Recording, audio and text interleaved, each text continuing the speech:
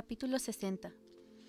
El mayordomo de Mason Berger, Cordell, era un hombretón de raspas excesivamente que había sido guapo de haberles dado un poco de animación. Tenía 37 años y no podía volver a trabajar en la sanidad suiza, ni en cualquier otro oficio que los pusiera en contacto con niños de aquel país. Mason le pagaba un salario generoso para que organizara aquella ala del edificio, y era responsable del cuidado y alimentación del inválido. Le había demostrado ser de absoluta confianza y capaz de cualquier cosa. Mientras Mason interrogaba a las criaturas, Cordell había presenciado a través de la pantalla actos de crueldad que hubieran provocado la rabia o las lágrimas de cualquier otro. Ese día Cordell estaba un tanto preocupado por el único asunto que consideraba sagrado, el dinero. Llamó a la puerta con los nudillos 2 veces, como de costumbre, y entró en la habitación de Mason. Estaba completamente a oscuras, excepto por el resplandor del acuario. La anguila se percató de su presencia y salió del agujero, esperanzada. «Señor Berger». Pasó un momento antes de que Mason se despertara. «Necesito comentar algo con usted. Tengo que hacer un pago extra en Baltimore esta semana, a la misma persona de la que hablamos antes. No se trata de ninguna emergencia, pero sería prudente.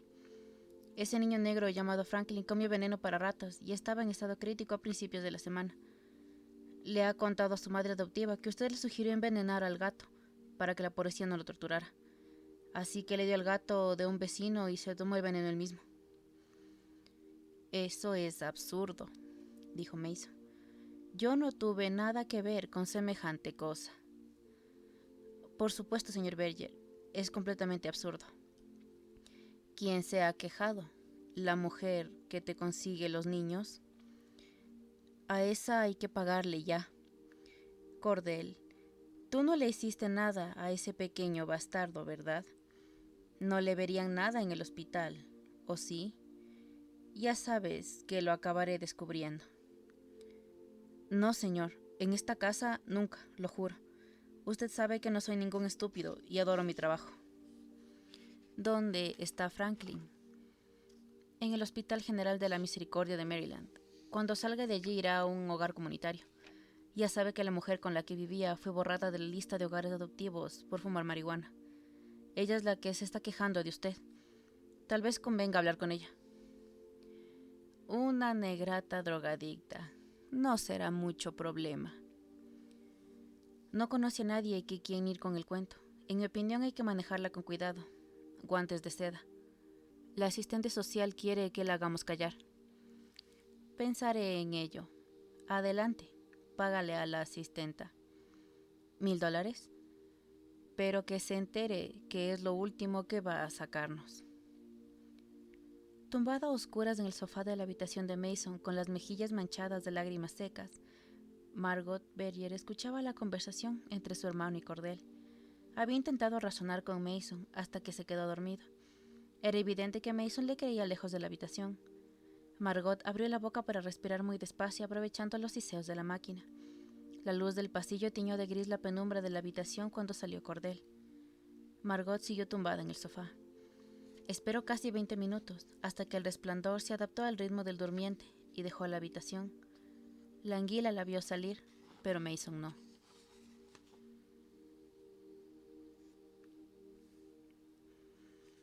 Capítulo 61. Margot Berger y Barney pasaban el tiempo juntos. No hablaban mucho, pero veían partidos de rugby en la sala del recreo, Los Simpsons y a veces ciertos conciertos en las cadenas educativas, y juntos siguieron el Yo Claudio.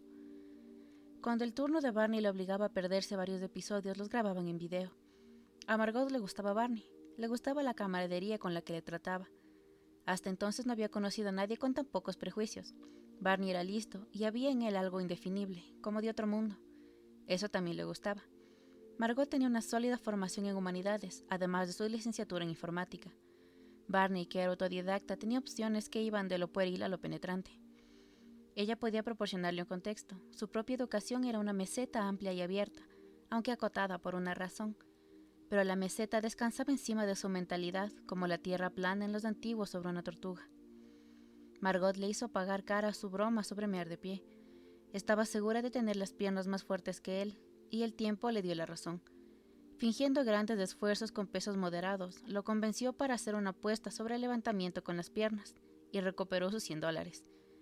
Además aprovechó su menor peso, lo derrotó haciendo levantamientos con un solo brazo, el derecho, pues el izquierdo nunca se había recuperado de una lesión infantil organizada por un forcejeo con Mason. Algunas noches, cuando Barney había acabado su turno con Mason, se entrenaban juntos ayudándose mutuamente en el banco. Era un trabajo serio durante el que apenas emitían otro sonido que el de sus respiraciones. A veces se limitaban a darse las buenas noches cuando ella guardaba sus cosas en la bolsa de deporte y desaparecía hacia las dependencias familiares, prohibidas al personal.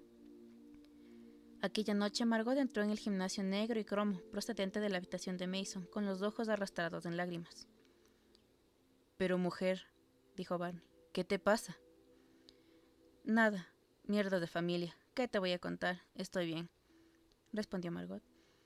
Trabajó como una posesa, levantando más de la cuenta, más veces más de las adecuadas. En una ocasión Barney se acercó a coger una barra de discos y meneó la cabeza. «Te vas a romper algo», le advirtió. Ella seguía acelerando en una bicicleta fija cuando Barney decidió parar. Se fue al vestuario y dejó que la humeante ducha hiciera desaparecer por el desagüe su larga jornada. Era una instalación sin tabiques con 4 alcachofas superiores y otras tantas a la altura de la cintura y los muslos. A Barney le gustaba abrir un par de duchas y dejarlas converger sobre su oscuro capachón. En unos segundos quedó envuelto en una especie de niebla que le aisló de todo, salvo el agua que azotaba su cabeza. La ducha era uno de sus lugares de reflexión favoritos. Nubes de vapor. Las nubes. Aristófanes. Las explicaciones del Dr. Lecter sobre el lagarto que se meó encima a Sócrates. Se le ocurrió que antes de que lo aporreara el implacable martillo lógico del Dr. Lecter, alguien como Dömling hubiera conseguido avasallarlo. Cuando oyó el chorro de otra ducha no le prestó mayor atención y siguió frotándose. Otros empleados usaban el gimnasio, aunque por lo general a la primera hora de la mañana o a la última de la tarde. Forma parte de las etiquetas masculinas no prestar atención a los demás de las duchas comunes de un gimnasio. Sin embargo, Barney no dudó evitar preguntarse de quién se trataba. Esperaba que no fuera Cordell, que le ponía los pelos de punta. ¿Quién sería? Barney se dio la vuelta para que el agua le cayera sobre los hombros. Nubes de vapor. Fragmentos del individuo que estaba a su lado, visibles de entre los chorros como fragmentos de un fresco en una pared enyesada. Un hombro musculoso, una pierna, una mano bien torneada restregando un grueso cuello y unas espaldas anchas, uñas rojo coral. Esa era la mano de Margot. Los dedos de los pies también pintados. La pierna de Margot. Barney volvió a meter la cabeza bajo el potente chorro de la ducha y respiró hondo. Al alcance de su mano, la figura se había vuelto y se frotaba con energía. Ahora se estaba lavando la cabeza. Aquel era el liso abdomen de Margot, sus pequeños pechos erguidos sobre las grandes pectorales, los pezones duros apuntando al chorro, las ingles de Margot, nudosas en lugar en donde el tronco se unía a los muslos, y eso tenía que ser la parte de Margot enmarcada por una cresta rubia estrecha y desmanchada con mimo. Barney aspiró tanto aire como pudo y lo aguantó entre los pulmones. Notable crecimiento del problema. La mujer brillaba como una yegua, hinchada al límite por la dura sesión de entrenamiento. Cuando el interés se hizo demasiado evidente, Barney se dio la vuelta. A lo mejor seguía a desentretenerse de ella hasta que se marchara. La ducha de al lado paró. En cambio, la voz se puso a hablar. «Oye, Barney, ¿cómo están las apuestas por los Patriots?» Con mi colega puedes conseguir en Miami 5:30. Barney miró por encima del hombro. Margot se estaba secando a la distancia justa para que el agua de la ducha de Barney no le alcanzara. El pelo empapado se le pegaba a los hombros. Ahora tenía la cara sonrosada y el rastro de las lágrimas había desaparecido. Tenía una piel preciosa. «¿Entonces vas a aceptar los puntos?», le preguntó ella. «Las apuestas de la oficina de Judy están a...» Barney no podía mirar otra cosa. El vellón de Margot, perlado de gotitas, enmarcado en el rosa de los pliegues, tenía la cara ardiendo. Se sentía confuso y avergonzado.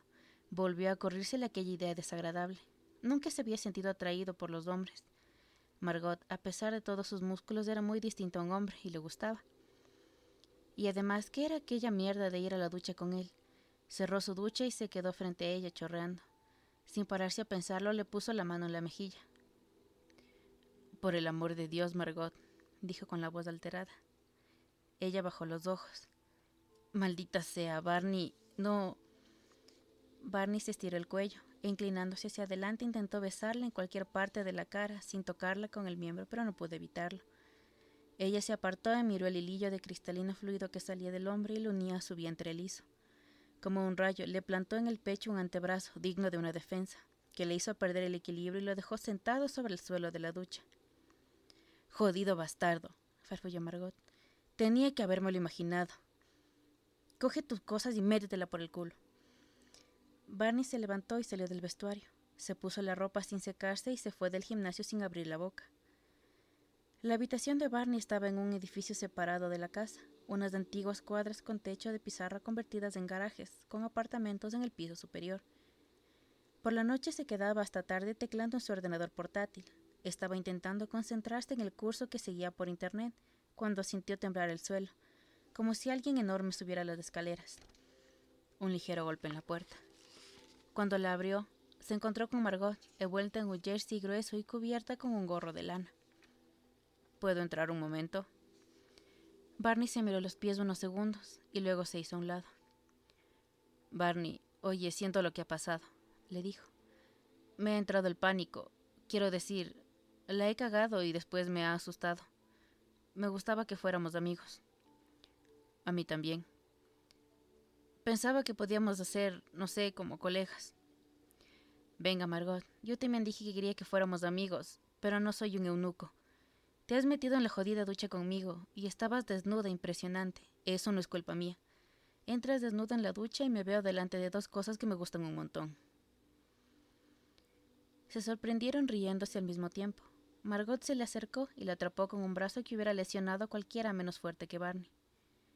«Escucha, si tuviera que haber un tío, serías tú.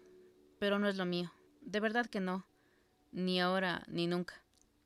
Barney sintió. «Lo sé. Has sido superior a mis fuerzas». Se quedaron callados unos instantes sin deshacer el abrazo. «¿Quieres que intentemos ser amigos?» Barney lo pensó por un momento. «Claro, pero tendrás que poner un poco de tu parte. A ver qué se te parece el trato. Voy a hacer un esfuerzo enorme para olvidar lo que he visto en la ducha, y tú no volverás a enseñármelo nunca más. Y tampoco me enseñes nada más. ¿Qué te parece?» «Puedo ser muy buena amiga, Barney. Ven a mi casa mañana. Judy cocina y yo me quedo atrás». «De acuerdo, pero seguro que no cocinas mejor que yo». «Ponme a prueba», retó Margot.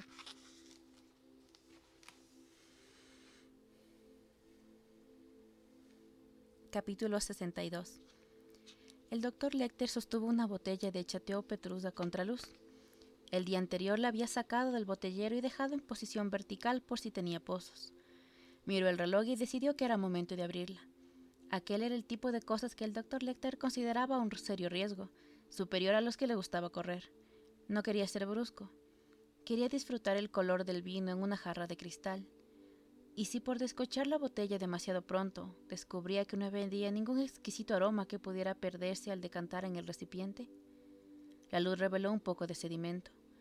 Sacó el corcho con el mismo cuidado con el que hubiera trepanado un cráneo y dejó la botella en el escanciador, que mediante una manivela y un hustillo inclinado, la botella milímetro a milímetro se movía. Esperó a que el aire salino hiciera su trabajo, luego decidiría. Encendió un fuego del carbón vegetal y se sirvió una copa de Lillet con hielo y una rodaja de naranja mientras consideraba el fondo de lo que había trabajado durante días. Pero para preparar el caldo había seguido las inspiradas indicaciones de Alejandro Dumas. 3 días antes, a su regreso del bosque, había añadido a una cacerola un rollizo cuervo que se había estado atiborrando de bayas de enero. Las pequeñas plumas negras habían flotado en las aguas tranquilas de la bahía. Las remeras las había conservado para hacer peletros para su clavicébalo. El doctor Lecter marcó sus propias bayas de enebro y empezó a freír cachalotas en un sartén de cobre. Ató un manojo de hierbas frescas y, haciendo un impecable nudo quirúrgico a un cordel de algodón, les echó encima caldo utilizando un cucharón. Sacó de la cazuela de cerámica un solomillo, que la salsa había vuelto oscuro y jugoso. Lo escurrió, lo enrolló sobre sí mismo y lo ató procurando que tuviera el mismo radio en todo largo. Al cabo de un rato el fuego estuvo en su punto, con el carbón bien apilado formando una meseta. El filete siseó sobre la parrilla y el humo formó en el jardín una espiral azul que parecía danzar al compás de la música de los altavoces. El doctor Lecter estaba oyendo la conmovedora composición de Enrique VII, Si el puro amor nos gobernara. Bien entrada la noche, con los labios tintos de Chateau Petrus y una copa pequeña de cristal coloreada por el tono miel del Chateau, el doctor Lecter interpretaba a Bach. En su mente Starling corría sobre las hojas caídas del bosque. Los ciervos se espantaron y ascendieron la colina en la que permanecía sentado, completamente inmóvil. Corriendo, llegó a la segunda de las variaciones Goldberg. Mientras la llamaba la vela lanceada, reflejo sobre sus manos, una sutura en la música, un atisbo de nieve manchada de sangre y dientes sucios. Esta vez tan solo unas décimas de segundo que acabaron con un chasquido nítido. El proyectil de una ballesta atravesando un cráneo, y volvió a ver el hermoso bosque, fluyó la música, y Starling, nimbada de un halo luminoso polen que perdió de la vista con una cola de caballo agitándose como la de un ciervo blanco. Y sin más interrupciones, el doctor interpretó el movimiento hasta el final. El silencio aterciopelado que siguió estaba tan lleno de matices como el Chateau de Yquem. El doctor Lecter sostuvo la copa ante la vela, que brillaba tras de ella como el sol en el agua, y el vino adquirió el color de un sol universal en la piel de Clarice Starling. Faltaba poco para su cumpleaños, recordó el doctor. Se preguntó si le quedaría alguna botella de Chateau de Yquem de la cosecha del año que había nacido. ¿Por qué no hacerle un regalo a Clarice Starling, que 3 semanas más tarde habría vivido tanto como Cristo?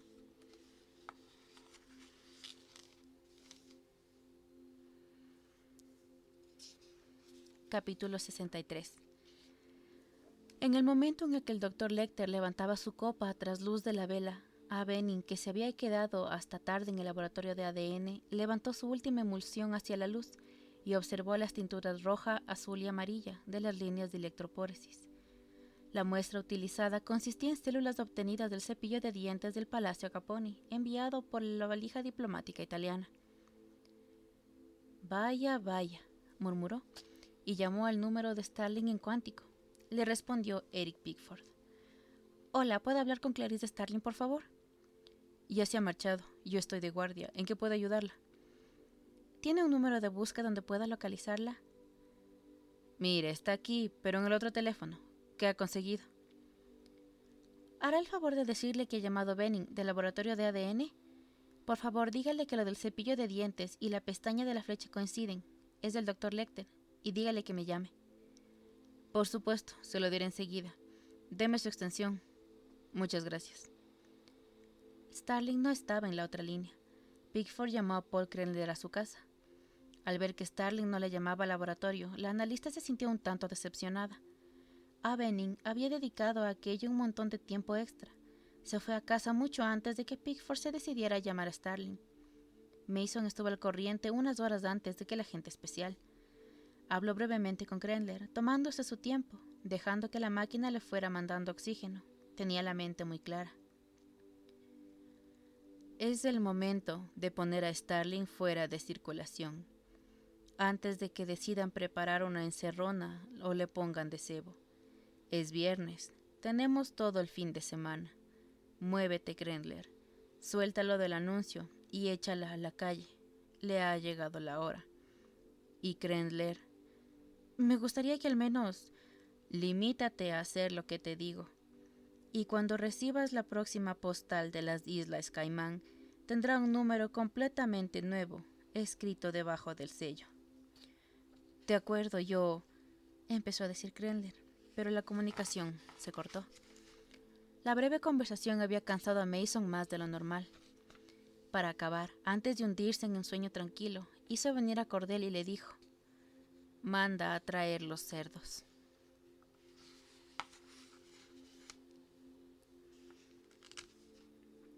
Capítulo 64.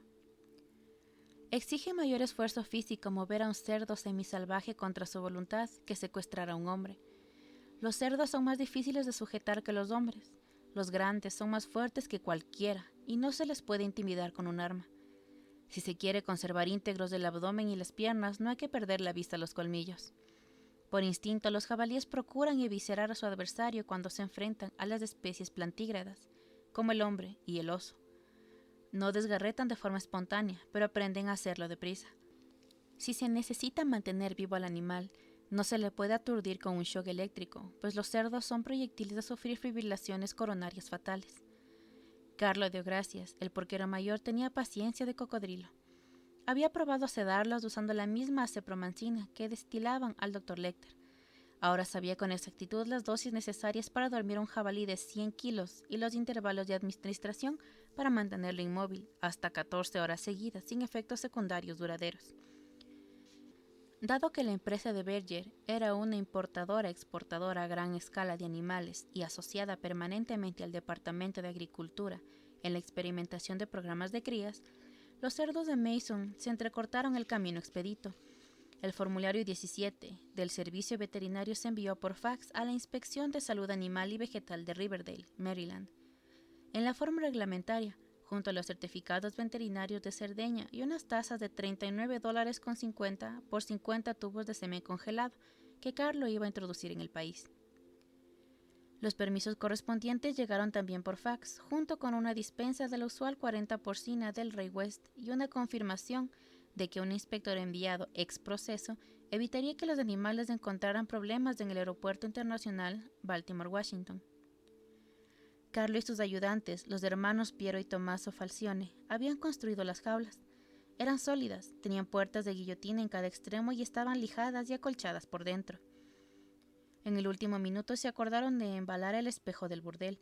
Las fotografías que mostraban el reflejo de los cerdos enmarcado en molduras rococó habían hecho las delicias de Mason. Con amoroso cuidado, Carlo drogó a los 17 cerdos, 5 jabalíes criados en el mismo corral y 11 hembras, una de ellas preñada, ninguna en celo. Una vez inconscientes, los examinó uno por uno con detalle. Comprobó los afilados dientes y las puntas de los colmillos con los dedos. Sostuvo sus terribles cabezas con las manos. Miró al interior de los ojillos enletados. Afinó el oído para asegurarse de que los conductos respiratorios estaban despejados y sacudió sus elegantes tobillos. Después los arrastró sobre lonas al interior de las jaulas de madera y dejó caer las puertas. Los camiones descendieron ruidosamente por las montañas de Gran Gelnetu hasta Cagliari. En el aeropuerto los esperaba un autobús de carga de la compañía Count Fleet Airlines, especializado en el transporte de caballos de carreras. Aquel aparato solía llevar y traer caballos norteamericanos que competían en Dubái. En esta ocasión transportaba solo uno, recogido en Roma, y no hubo manera de tranquilizarlo en cuanto percibió el olor a salvajina. Relinchó y cosió su estrecho pesebre acolchado hasta que la tripulación tuvo que sacarlo y dejarlo en tierra, lo que más tarde estuvo a punto de costarle a Mason una fortuna, pues se vio obligado a pagar el transporte del animal y una compensación a su dueño para evitar una querella. Carlo y sus ayudantes volaron con los cerdos en la apretada bodega del carguero. Cada media hora, el porquero jefe hacía la vista a cada uno de los animales, les ponía la mano en el áspero costado y sentía los zambombonazos de su salvaje corazón. Por más que estuvieran sanos y tuvieran un buen apetito, no podía perder a 17 cerdos que se zamparan al Dr. Lecter de una sentada. Les había costado un día entero de cuenta a la cineasta. En la primera sesión, Mason quería que el Dr. Lecter viera cómo le comían los pies. Durante la noche lo mantendrían vivo con una solución salina intravenosa a la espera del segundo plato. Mason había prometido a Carlo que le permitirían pasar una hora con el doctor entre plato y plato. El segundo día, los animales podrían vaciarlo y comerse la carne de las paredes del vientre y de una cara en una hora. Cuando la primera tanda con los cerdos mayores y la cerda preñada se retirara ahí, la segunda ola correría la mesa. Para entonces la diversión se habría acabado de todos modos.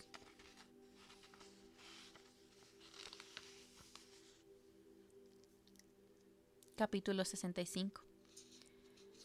Era la primera vez que Barney iba al granero.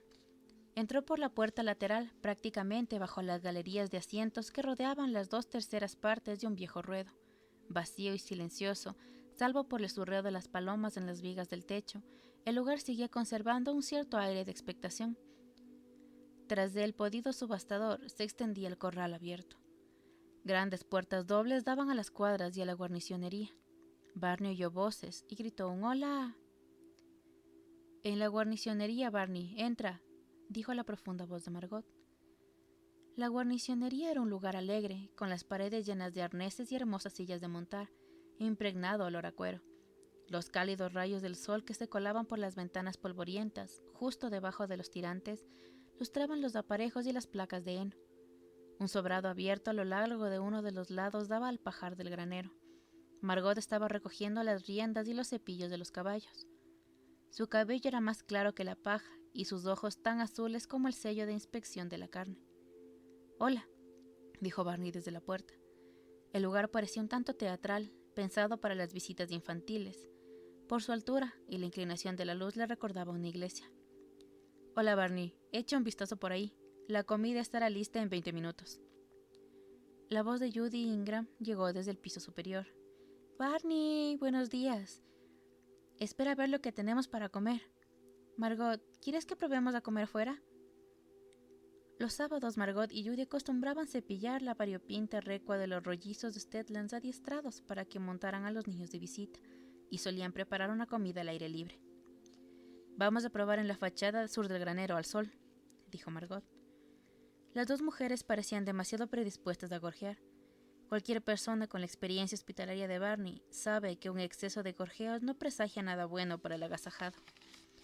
La guarnicionería estaba presidida por un cráneo de caballo colgado al alcance de la mano de una de las paredes, con la brida y las anteojeras puestas y engalanado con los colores de la cuadra Berger. «Te presento a Sombra Fugaz, que ganó la carrera de los Jeppols en 52, el único ganador que tuvo mi padre», dijo Margot.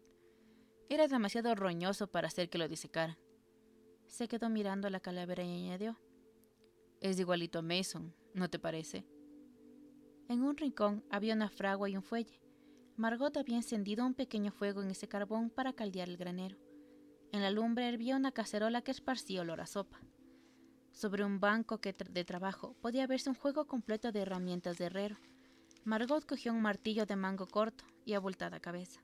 Con sus fuertes brazos y su amplio tórax hubiera podido ganarse la vida haciendo trabajos de forja o herrando caballerías, aunque sus puntiagudos pectorales no hubieran pasado desapercibidos. «¿Pueden echarme unas mantas?», les pidió Judy. Margot cogió la pila de mantas de caballo recién lavadas y con un impulso de recién brazo lanzó describiendo un arco al piso superior. «Bueno, voy a lavarme y a sacar las cosas del jeep». «Comeremos en 15 minutos, ¿va?», dijo Judy, bajando la escalera de mano. Barney, que se sentía vigorizado por Margot, no prestó atención al trasero de Judy. Había varias balas de paja con mantas dobladas encima. Margot y Barney las utilizaban como asientos. «Lástima que no puedas ver los ponis. Se los han llevado al establo de Lester», dijo Margot. «He oído camiones de esta mañana». «¿Cómo es eso?» «Cosas de Mason». Se produjo un silencio. Siempre se habían sentido cómodos sin necesidad de hablar, pero esta vez fue distinto. «Mira, Barney, llega a un punto en el que ya no hay más que hablar, a menos que se esté dispuesto a hacer algo. ¿No crees que nosotros hemos llegado a ese punto? ¿Como en una aventura o algo así?», dijo Barney. La desafortunada comparación quedó flotando entre los dos. «¿Una aventura?», dijo Margot. «Te estoy ofreciendo algo 1000 veces mejor que eso. Ya sabes de lo que hablo». «Perfectamente», admitió Barney. «Pero si decidieras no hacer ese algo y más tarde ocurriera de todos modos, ¿comprendes que no podrías venir a verme y sacarlo a relucir?». Se golpeó la palma de la mano con el martillo de herrero, tal vez de forma inconsciente, mientras lo miraba con sus azules ojos de carnicera. Barney había visto toda clase de actitudes a lo largo de su vida y había sobrevivido aprendiendo a interpretarlas. Ahora veía que aquella mujer hablaba en serio. «Lo sé. Lo mismo que si hiciéramos algo. Seré muy generosa, una vez, y solo una. Pero será más que suficiente. ¿Quieres saber cuánto?». «Margot, durante mi turno no le va a pasar nada, al menos mientras esté recibiendo su dinero por cuidarlo». «¿Pero por qué, Barney?». Sentado en la paja, Barney encogió los anchos hombros. «Porque un trato es un trato». «¿A eso lo llamas un trato? Eso sí que es un trato», dijo Margot. $5 millones, Barney. «Los mismos que Grendler piensa conseguir por vender al FBI», si es que se necesita saberlo. Estamos hablando de conseguir suficiente semen de Mason para que Judy se quede embarazada, ¿no? Y de algo más que eso. Sabes que si le sacas su cosa y lo dejas vivo, te cogerá Barney. No podrás huirlo bastante lejos. Irás a parar a los cerdos. ¿A dónde? ¿Qué significa eso, Barney? Ese semperfi que llevas en el brazo. Cuando acepté su dinero dije que cuidaría de él. Mientras trabaje para él no pienso tocarle un pelo. Pero si no tendrás que hacer nada excepto la parte médica, después de muerto, yo no puedo tocarlo ahí. No puedo. Puede que necesite tu ayuda con cordel. Si matas a Mason, solo tendrás una ración, dijo Barney. Tendremos 5 centímetros cúbicos. Hasta el esperma más pobre, bien administrado, nos dará para 5 inseminaciones. Podríamos hacerlo in vitro. La familia de Judy es muy fértil. ¿No has pensado en comprar a cordel? No, no cumplirá el trato. Su palabra no vale una mierda. Tarde o temprano volverá pidiendo más. Lo mejor es que desaparezca. Veo que lo has pensado bien. Sí, mira, Barney, no tienes más que controlar el cuarto del enfermero. Las constantes de los monitores quedan grabadas hasta el último segundo. Pero el circuito de televisión solo actúa en vivo. No hay cinta en video de marcha. Yo meto la mano en el armazón del respirador y le inmovilizo el pecho. El monitor reflejará el funcionamiento del respirador. Cuando el ritmo cardíaco y la presión sanguínea muestren un cambio, entras a toda prisa y él estará inconsciente. Y puedes intentar revivirlo tanto como quieras. Lo único que tienes que hacer es no darte cuenta de que yo estoy allí. Y yo sigo presionándole el pecho hasta que esté muerto. Has ayudado a un montón con autopsias, Barney. ¿Qué es lo primero que buscan cuando sospechan una asfixia provocada? Hemorragias tras los párpados. Mason no tiene párpados. Margot había hecho los deberes y estaba acostumbrada a comprobar cualquier cosa y a cualquiera. Barney la miró a la cara, pero mantuvo el martillo dentro de su ángulo de visión mientras contestaba. No, Margot. Si hubieras dejado que me follaras, ¿lo harías? No. Si te hubiera follado yo, ¿lo harías? No. Si no trabajaras aquí, si no tuvieras ninguna responsabilidad médica hacia él, ¿lo harías? Probablemente no. ¿Es cuestión de ética o puro canguelo? No lo sé. Pues vamos a comprobarlo. Estás despedido, Barney. Él asintió, no especialmente sorprendido. Y Barney, la mujer se llevó un dedo a los labios. Chis, ¿me das tu palabra? ¿Hace falta que te diga que podría aplastarte con tus antecedentes de California? No es necesario, ¿verdad? No tienes por qué preocuparte, dijo Barney. Soy yo el que tengo motivos. No sé qué forma tiene Mason de despedir a la gente. Puede que desaparezcan sin más. Tú tampoco tienes de qué preocuparte. Le diré a Mason que has cogido la hepatitis y apenas sabes nada de sus asuntos. Solo que está intentando ayudar a la ley. Además, Mason sabe lo de tus antecedentes, te dejará marchar. Barney se preguntó a quién habría encontrado más interesante el Dr. Lecter durante sus sesiones de terapia, si a Mason Berger o a su hermana.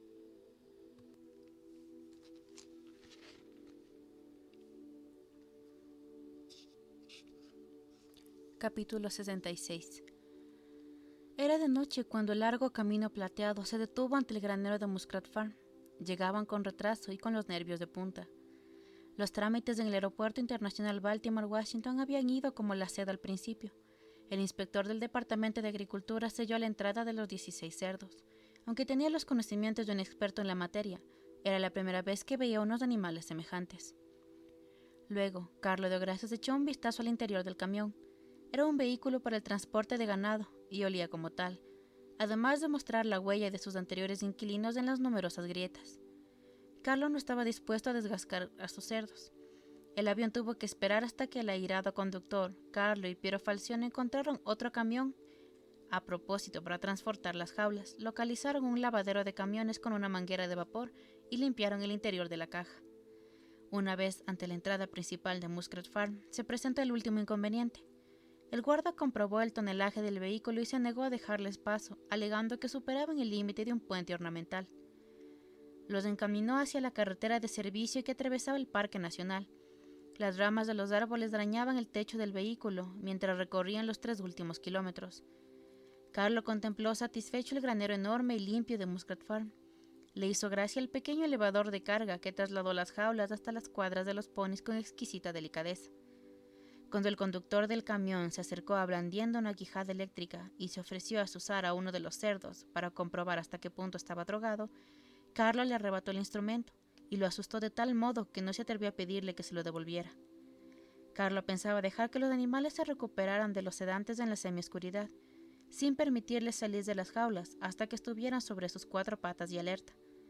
Le preocupaba que los primeros en despertar se decidieran a atacar a los que siguieran drogados. Cualquier bulto acostado atraía su atención cuando la piara no dominaba al mismo tiempo. Piero y Tommaso se veían obligados a extremar las precauciones desde que la manada devoró a Oreste el cineasta y más tarde a su ayudante congelado. No podían estar en el corral o en los pastos con ellos. Los cerdos no los amenazaban, tampoco hacían rechinar los dientes como hacen los jabalíes. Se limitaban a mirar a los hombres con la espeluznante terquedad propia de los cerdos, e iban aproximándose de soslayo hasta que estaban lo bastante cerca para cargar. Carlo, con la misma terquedad, no descansó hasta haber recogido la linterna en la mano de la valla que rodeaba el prado boscoso, que era adyacente a la gran masa forestal del Parque Nacional. Cavó en la tierra con la navaja para examinar el mantillo y encontró bellotas. Mientras se acercaban con el camión, había oído arrendajes gaznando en las últimas luces y consideró que probablemente habría cebos. Sin duda, en aquel campo vallado crecían robles blancos, aunque esperaba que no demasiados. No quería que los animales encontraran su alimento en el suelo, como hubiera hecho con facilidad en un bosque abierto. A todo lo largo del fondo abierto del granero, Mason había hecho construir una sólida barrera con una puerta holandesa como la de Cerdeña. Tras la seguridad de aquella barrera, Carlo podía alimentarlos lanzándoles ropa rellena con pollos, patas de cordero y hortalizas al centro del corral. No estaban domesticados, pero no tenían miedo de los hombres ni el ruido. Ni siquiera Carlo podía entrar en el corral. Los cerdos no son como los otros animales. Hay en ellos una chispa de inteligencia y un terrible sentido práctico característicos de la especie. Aquellos no eran del todo hostiles. Simplemente les gustaba la carne humana. Eran ligeros de patas como una miura, capaces de maniobrar como un perro pastor, y sus movimientos en torno a los cuidadores tenían el siniestro empaque de la premeditación. Tras uno de los ensayos, Piero pasó un mal rato cuando intentó recuperar una de las camisas para volver a utilizarla. Nunca se había visto unos cerdos como aquellos, mayores que el jabalí europeo e igual de salvajes. Carlos se sentía su creador. Sabía que el trabajo que llevarían a cabo, el mal que descubrirían, le proporcionaría más crédito que el que pudiera necesitar en el más allá. Hacía medianoche que todo el mundo dormía en el granero. Carlo, Piero y Tommaso descansaban libres de suelo en el atillo de la guarnicionería, mientras los cerdos roncaban en sus jaulas, empezando a trotar en sus sueños con sus elegantes patas y a intentar levantarse sobre la lona limpia en algunos casos. La calavera del caballo de carreras, sombra fugaz, débilmente iluminada por las brasas del horno, no perdía detalle.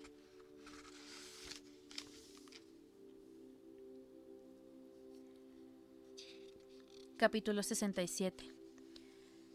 Atacar a un agente del Buró Federal de Investigación con la prueba amañada por Mason era un salto enorme para Krendler.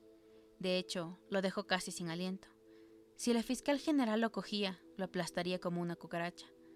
Excepto por el riesgo personal, la cuestión de arruinar la carrera de Clarice Starling no le quitaba el sueño, como lo hubiera hecho acabar con la de un hombre. Un agente sería una familia que mantener, como el propio Krendler, que mantenía la suya, por muy codiciosa y desagradecida que fuera. Y estaba claro que Starling tenía que desaparecer. Si la dejaban a su aire, siguiendo las pistas con sus ridículas debilidades femeninas, encontraría a Hannibal Lecter. Si eso ocurría, Mason Berger no le daría nada. Cuanto antes la privaran de sus recursos y la pusieran de patitas en la calle a hacer de cebo, tanto mejor. En su ascensión al poder, Krendler había acabado con otras carreras, primero como fiscal con ambiciones políticas, más tarde en el Departamento de Justicia.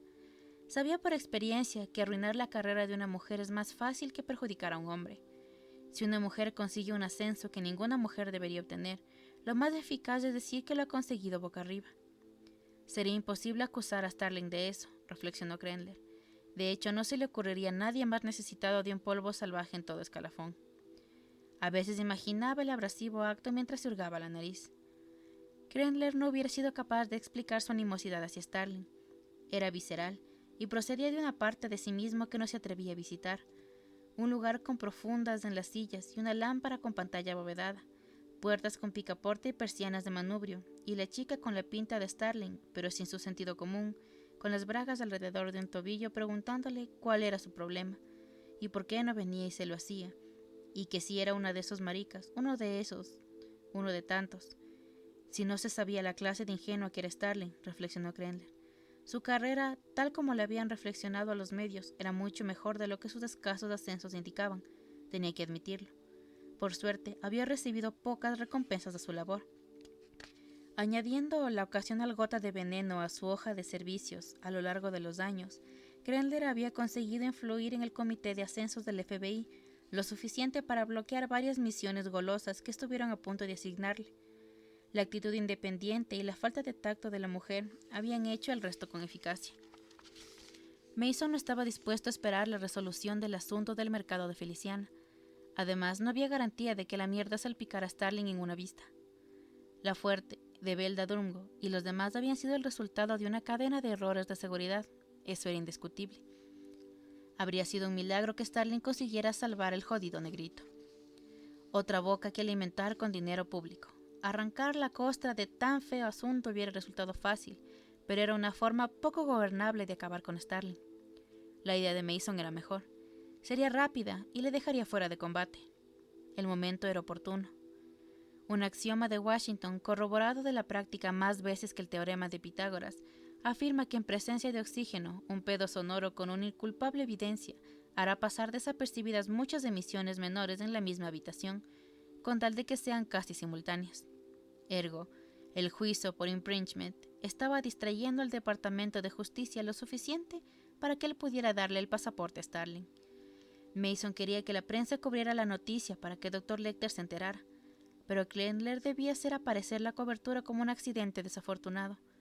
Por suerte, se le presentaba una ocasión que le venía como anillo al dedo: el cumpleaños del mismísimo FBI. Crenler mantenía una conciencia domesticada con la que sobrevalerse. Ahora actuó a consolarlo. Si Starling perdía su trabajo, en el peor de los casos, el jodido antro de bolleras donde vivía Starling tendría que apañárselas sin antena parabólica para retransmisiones deportivas.